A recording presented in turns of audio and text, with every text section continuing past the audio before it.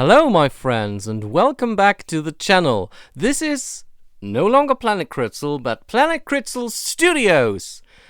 Because I felt like it sounded cool, and I also want to do more content regarding my ebooks, which are German only at the moment. But this is not the topic of today, because if you take a look around, it's about Eurovision today. Because I always wanted to do Eurovision videos with like a commentary about what I think about the songs, if I like them, if I hate them, if I listen to them, if I don't. And yeah, this year I'm finally doing it.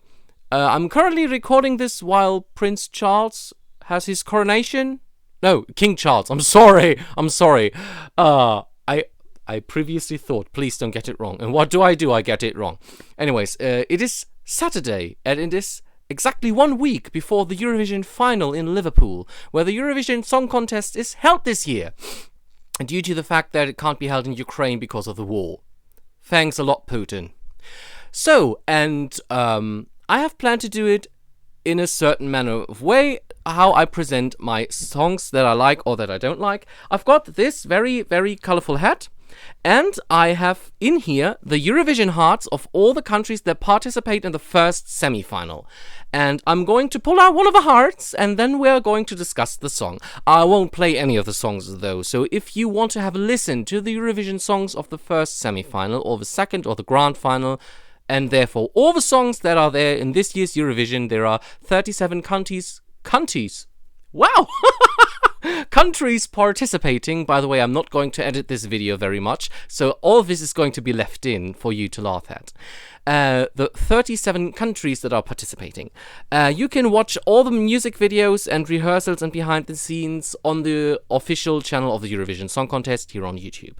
And I have put in a lot of work making these Eurovision hearts, because I printed them, then I had to cut them out, then I had to laminate them, and then I had to cut them out again, and the big ones were glued to a stick, and the tiny ones are currently in this hat I'm not looking at, because I'm going to pick the first country that we are going to talk about. And the first country that we are going to talk about is, oh dear, now I have to look for the corresponding big heart, because I thought it would be funny to have these when I watch Eurovision. This year I'm going to watch it with one of my cousins and her girlfriend, because my other cousin unfortunately had other plans, and even though it makes me sad, I should have sorted these before I started the video. Where the fuck is it? Oh yeah, I found it. So, the first country that we are going to talk about, I hope I can hold this up to the camera without the light obstructing the view. The first country we are going to talk about is the Netherlands, who are going to compete in the first semi-final. And the song from the Netherlands, I've printed out a list. The song from the Netherlands is called Burning Daylight. So, now my opinion to the song. Oh dear. When I first heard it, it was nothing special to me. I discarded the song as, okay, this is a one play for me. It's not bad, but it seemed boring. It didn't give me anything. And even though I listened to the song a few times more and grew to like it a little bit more, there's this thing that I've heard about, and I'm going to share this with you because I have no filter at all. On Twitter, I can put the link for my Twitter profile in the bio if you like. And of course, I use Twitter not just for looking at cute cat videos and pictures, but also for Eurovision news. And one of these news was that apparently the singers from the Netherlands can't sing live, at least not very well. Which is a problem when you are in a contest where there's no autotune allowed, or anything else that makes you sound better on stage. Not to disrespect the singers, I think they are under a lot of pressure because, hey, you're going to Eurovision, you're representing your whole country in front of the rest of the world. And I recently read that they have changed the pitch to be a bit higher for them easily to be sung, I don't know. But still, I don't really think that this is a song for me. If it's on the radio, if it comes on, I don't mind it playing. I maybe sing along to it a little if I know the lyrics in that part. It's not a bad song, but I think it is going to be behind a lot of other songs. And what I did prior to these videos, I made a list of all the songs, and I put them into 3 categories: the green pool, the yellow pool, and the red pool. And currently the Netherlands are in the yellow pool, which is some kind of, I don't know, thing. Like, it could be in the grand final, or it could not. So this is left to the voters outside, out there, that are going to vote for this. So yeah, the Netherlands. I still wish good luck to the Netherlands, because they had a great contest in 2021. I even wear a 2021 t-shirt. I got it on sale in the Eurovision shop. If you haven't been, visit it. The stuff is great. I also have this zip hoodie from 2022. And if you can see, this is the official album. I bought it because I always buy it. I'm a collector.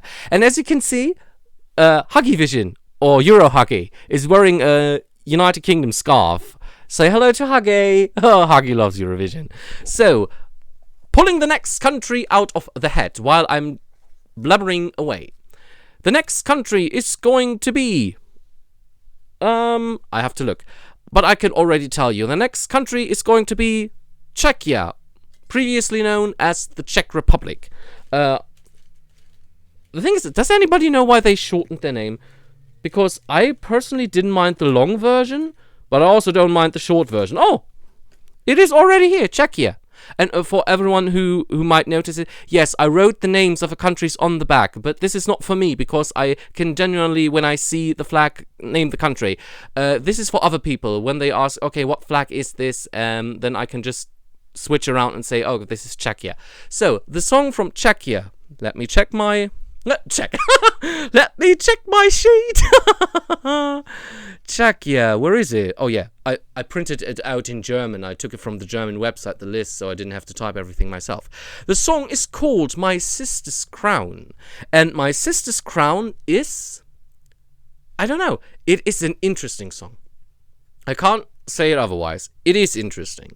The way it is presented, the way it is sung, because some lyrics are in English, but the other lyrics are in Czech. Do they have a language called Czech? Could you please check on that? So, and the way the song's presented, I saw a glimpse of the music video, and I listened to the song a few times, and I have to say it's definitely in my green pool. Like, the pools have a... point system from 1 to 5. 1 and 2 are the red pool, 3 is the yellow, and 4 and 5 is the green pool. And currently, My Sister's Crown sits at 4 points, very solidly, which means I might consider voting for it, because this song feels special. It gives you something when you listen to it, and the way the voices layer in certain parts of the song makes it very appealing to the ear, in my opinion. And I'm also excited to see what they are going to do on stage, because when you compare the music video to the stage version of a song, it isn't always the same, because sometimes the music videos can be very odd and can be very grand, and sometimes it's very hard to pull that off on Eurovision stage. So also very good luck to Czechia in Eurovision, and I hope they make it to the final. This is a song that I want in the final, because the final can only benefit from it having such a song in it. It's a great song. I like it. I might vote for it. I wish I could just... I need foam. Does anybody have foam? I want to stick them somewhere in the foam, the hearts, because I had to make them myself, as I said in my intro. And the collecting them was also a little challenge, so... I really should get a piece of foam for the next time. So, I am reaching back into my head. I bought it at a summer festival, so... that's why it looks like that. Oh! As you can see, we've got Finland! Now, let me look for the Finnish flag in my bunch over here. The thing is, every time I go through it, I see where it is. Here it is! Now we've got Finland, and I don't even have to check my sheet, because the song is called Cha Cha Cha. And no, this is not related to the dance that, 1, 2, cha cha cha. At least not from when you hear it. The thing is, I'm also trying to pronounce the things that I can pronounce, and I am not prepared to even remotely try to say this artist's name because I'm probably going to butcher it. I also haven't heard it before, like someone hasn't spoken it when I was there. I never heard his name spoken somewhere. I really should check on that. Anyways, the song Cha Cha Cha also has 4 points, actually deserves 5 points, and with this is in the green pool, which means final place. This should go to the grand final of Eurovision, and I'll tell you why. Because it's great. It's awesome. I don't know why. Like, it is a very harsh sounding song. When you hear it, it is very like in your face. It is very rough and loud. But this is what makes it appealing, in my opinion. Like, when I heard it for the first time, I was like scared. Like, I was, oh my god, what is that? And I have to say, even though I'm not a fan of like hard rock or metal music or anything in that direction, I don't know what exactly it is called, so I'm just saying in that general direction. The song also gives something to you when you listen to it. Also, I can see on stage this is going to make a ruckus. Really, like, the people in the crowd are going to get wild. This is something you can dance to. This is something that makes the crowd go wild. And this is very important at Eurovision, because when you go to Eurovision, which is essentially just a big concert, and when you go to a concert, you want to have a good time. You don't want to sit there for 5 ballads in a row, just sleeping away. So this is why I am usually very not into ballads unless they have a very good set of lyrics or are presented in a way that makes them interesting and likable. And this is not always the case. Like, Eurovision has seen many ballads over the years, and not all of them were great, but a few were. And those few I hold very close to my heart. And especially with this song, in the second half, it becomes even more appealing, in my opinion, because the second half of the song is less harsh sung, in my opinion. Also, it is in Finnish. Songs in their native language are always a plus, because native languages, in the most part, sound great. Some maybe sound weird or funny, but I personally think Finnish is a cool language, even though I don't understand a word. For example, Frozen 2's Lost in the Woods in Finnish. Listen to it, it's great. It's not at all connected to Eurovision, but I like the Finnish version of Lost in the Woods from Frozen 2. I just wanted to put that out there. And yeah, the second half of the song is more like a sung verse instead of like screaming it in your face, because it sounds very harshly sung in the first half, and the second half is more aesthetic, but this only makes the song better. So the song is not bad at all. It just has an interesting kind of up-build, the way it was built and the way it builds up to the final of the song, and you have fun with the song on stage. Please go to the final, Finland. Good luck with that, because we need good songs in the final. And while I was making the list, I found that most of the songs that I like are in the first semi-final, and only very few songs I like are in the second. So the good thing is, Germany, the country that I'm from, is allowed to vote in the first semi-final, so I can try to save most of my favorites. So, and I pulled out another one of my favorites, with Switzerland. This is Switzerland. Wow, I can't talk. And the heart is presenting itself to me very, very clearly. So, now we come to the song from Switzerland, which is called Water Gun, or Water Guns. I'm not sure. Sometimes the Eurovision website is wrong, at least the German one.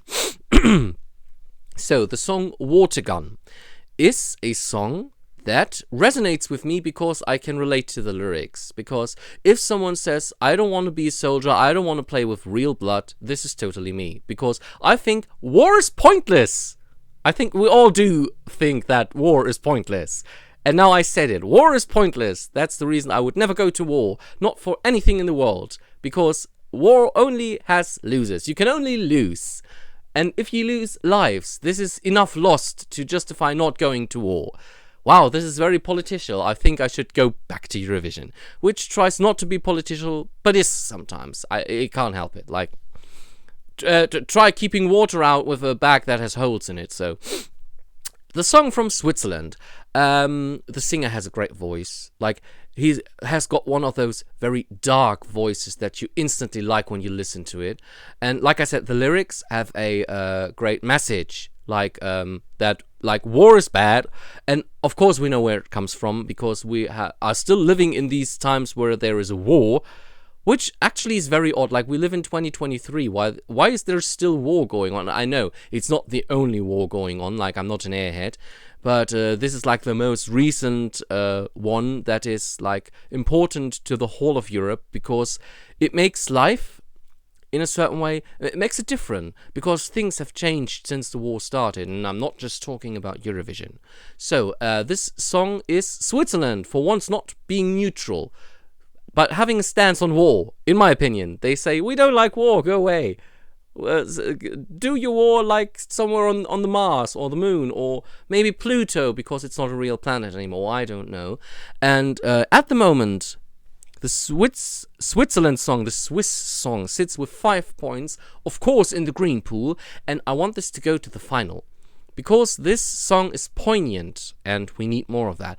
I mostly listen to either Eurovision or musical songs, because I want songs to have a point.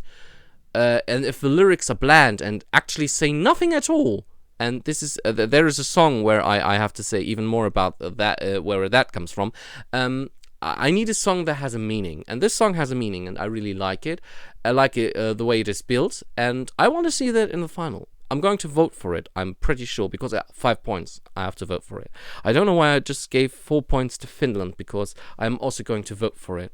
Or, no, good funny thing, I've got more than 10 favorites that I would like to vote for, and when I do the video about the countries that are already in the grand final, which is just 6, I'm going to go and just put all my favorites in the head, and then I'm going to pull 10 out from more than 10 who I'm going to vote for. Oh, the next song is, or the next country is going to be Sweden. Let me find the Swedish flag in my bunch of flags. Those are all 37 in this jar, and there is it. There is Sweden! And as we know, Sweden, great Eurovision country, always very high on points and in the ranking. Sometimes not deserved, mostly deserved. I still can't over the fact that they won the Eurovision Song Contest 2015 with a song that I personally would regard as generic. But we are talking about a different Eurovision winner this year, because it's a name I can't pronounce. It's Loreen of all people! Loreen, who won with Euphoria in 2012 when the song contest was in Azerbaijan, and she's back. She won Melody Festival, or Melfest as people shorten it, with a song called Tattoo, and yeah, it's a great song. I can't help but saying it. It also has 5 points, sits in the green pool. I want to vote for it. I want to see this in the final. However, I am not sure this is a winning song. I mean, of course, yes. When former Eurovision winners go to Eurovision, they cannot be expected to win again. I think this only occurred like once or twice in the complete history of Eurovision. I think Johnny Logan is one of those people who like won multiple times. I think he won 3 times. 2 times as a singer and 1 time as a composer. If I remember correctly, like I know some bits and pieces of earlier Eurovision history when I wasn't around. The most things I know are from 2010 till now, because I started watching Eurovision in 2010. Incidentally, our contestant from 2010, Lena, she won, and in the following contest she re-participated, and she was on like, I don't know, 10th, 11th place, so she was not that close to like first place. So we can expect Loreen to fare well, but not to win, in my opinion. And I think that's not a bad thing. Like, just because she is a very high regarded Eurovision winner from the past, from the not so distant past, I don't think she has to win. I mean, of course it would be nice. I mean, it would be Sweden again, of all people. And then they would be, I think, on the same level as Ireland of how many Eurovision wins they have. I think they're just one short of being equal. But still, I think Loreen is going to be like in the top 10 or even the top 5 in the grand final. And I think there is no doubt that Loreen is going to the grand final. Like, I can't remember the last time Sweden was so bad that they didn't even make it to the final. like they always make it to the final. They are like they could be set automatically because they make it to the final anyways. In my opinion, like the most Eurovision songs from Sweden that I can remember were in the grand final, and this song deserves to be there too because it's not just the hype because it's Loreen. The song itself also is great. The message, I would say, is not that deep, but the lyrics are good. Like you have a story in there, like you have a meaning in there. It's not about war. Good, that's a good thing. And like I said, solid 5 points. Green Pool, please go to the final. And don't know, even take your way on the final steps, but not first. I don't think so. Maybe the second or the third. Like, I'd give it to Loreen. She's a great singer. She's a great performer live, even. So, I'm very thrilled to see what she's going to do on stage, if it's going to be the same thing from the Melfest. I think I read somewhere that it is going to be similar, but a bit smaller. But I'm still looking forward to it. I'm always looking forward to Eurovision. This is one of the reasons why. The Swedish songs. Sweden is a great country. Like, they have great songs. I can remember I even bought an album from a Eurovision contestant from 2013, Robin Stjernberg. He didn't fare as well because he was like representing his country in his own country. I can't speak. But I like the song and his album is great. So, yeah. So I decided for the next country, which is going to be Portugal. The nice thing is, the big mug that I used to have my microphone in, it's great for just putting those little hearts away when I don't need them anymore. I'm also not sure what to do with the little hearts after I have finished the video. There it is. I just have to look for green. So this is Portugal. And even though I don't speak Portuguese, by the way, every time me and people who like Eurovision talk about Portugal, we say it sounds like Spanish but also doesn't sound like Spanish, so it's Portugal. And the song is called Ai Coração. I hope I pronounced that right. And usually I find Portuguese songs not very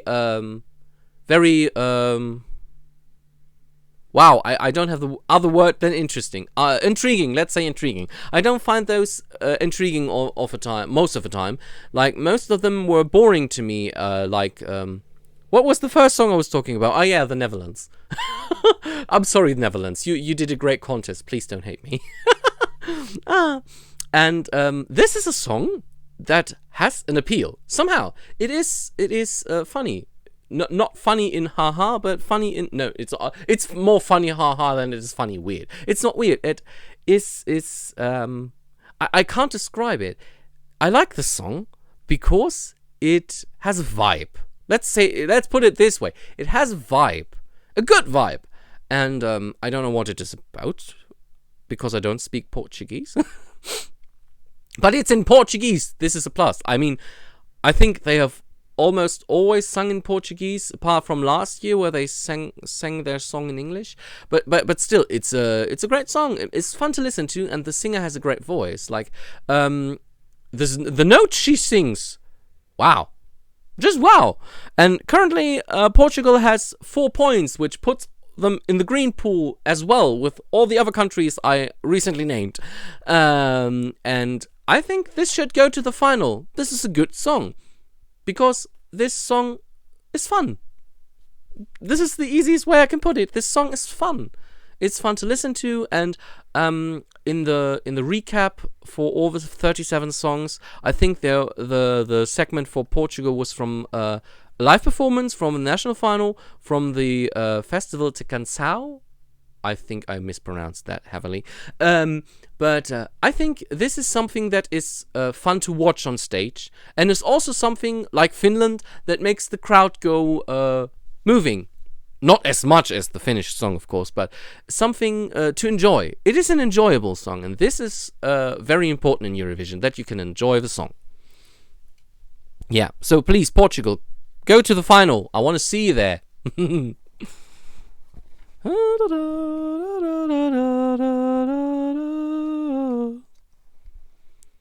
So, we've got... I think this is Norway. I hope this is Norway.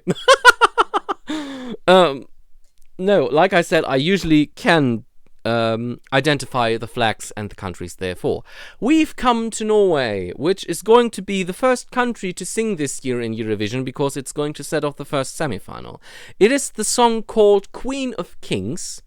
And this is one of the first songs that made a little stir in a positive way, because this is the first song my cousins approached me about. We have a WhatsApp group, and one of them sent in a TikTok of the live version that was sung in the national selection, and they were just like, "Oh my god, this song is awesome because it's an empowering song, and most empowering songs are awesome, and Queen of Kings is an empowering song." No, but it's a great song. It has a rating of 5 points for me and sits in the green pool with all the other great songs. And this song will go to the final because empowering songs are the shit. I can't tell you otherwise. Like, do you remember that song from Malta by Destiny, Jimikas? That was also an empowering song, and it fared very well. Because it also had an interesting presentation. She was a woman who did not care about how she looked. She just performed. She made the best out of it, and she killed it. This was a real slay girl moment, and this could be the next, because this empowering song has a lot of modern beats and stuff. Like it's produced in a very modern fashion, and I like it. I like to listen to it. I have it in my short list, so I listen to it quite frequently. And this song this song simply deserves to be in the grand final because it is a good song. It is a song that you put on when you want to empower yourself. And I personally think, and I hope you don't get me wrong when I say this, I don't think you even have to be a woman to feel empowered by this song. This is a song that really gets you going. And this is what I like about this song. This song is a big motivator for, I think, everyone who sometimes needs a bit of empowering. Yeah. I mean, women, of course, first. Women, English language. But still, this is a great song. I feel empowered by it. And I feel this song is about a great woman who is the Queen of Kings. Because she's at the top and she deserves to be. Because she's a slay girl, a boss babe. I watch too many YouTube videos with these terms in them. And they are not always regarded as positive in their own right. But still, Norway should go to the final. And I have no doubt it's like Sweden. Like the Scandinavian countries are always very high in quality with their songs. So at least 2 of the 5 always go to the grand final, and they totally deserve to. So that's why I think Norway will join them this year in the grand final.